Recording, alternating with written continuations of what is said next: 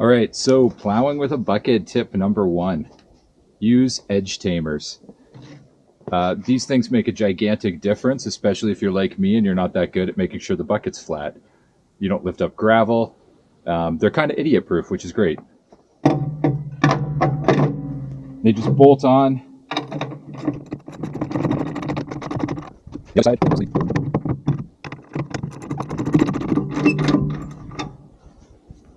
And that's tip number 1.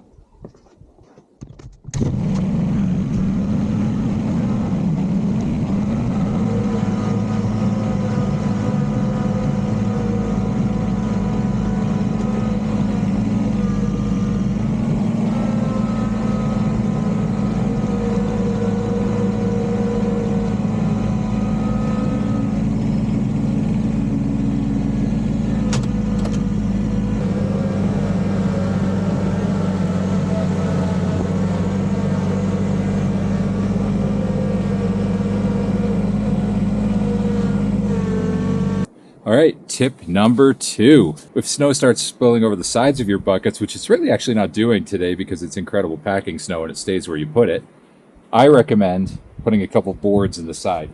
There is nothing fancy about them. You really just take a board. It can be pretty much any size you want. I wouldn't really worry about it too much. Slap it on the side and take pretty much anything. You could bolt it to the side if you wanted to, but I just use clamps. There's nothing special about this.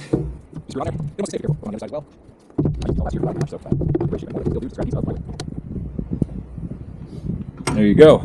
They're on there too, and you'll see that that'll make a huge difference with how much snow stays in.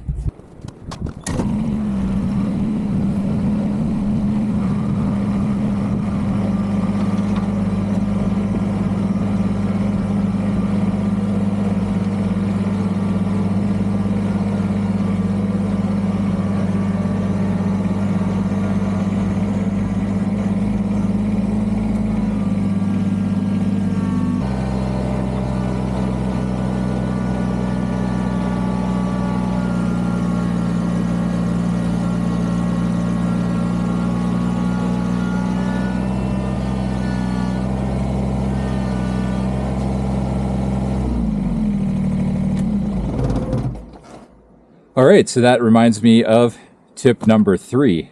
Beware of float. You could see the bucket there. As soon as I was pushing forward, it was pressing up and the tractor was actually lifting itself up off the ground.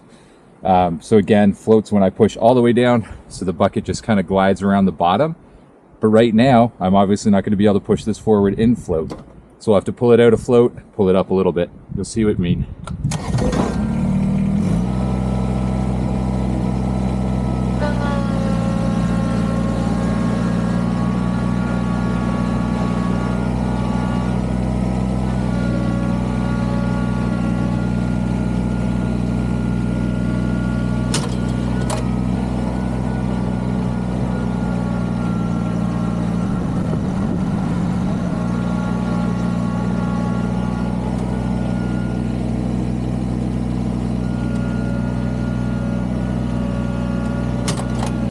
All right, tip number 3 is if you're going to do a long straight stretch with a bucket, I'd actually just leave one of these on.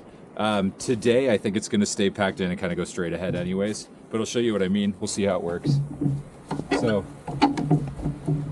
I just take off one side, and then what happens is the snow's all going to kind of fall off to the other side. Now, obviously, it's no snow blade, but it actually works pretty well in powdery snow anyways. I'm not sure how it's going to work in this kind of packing snow. We'll find out.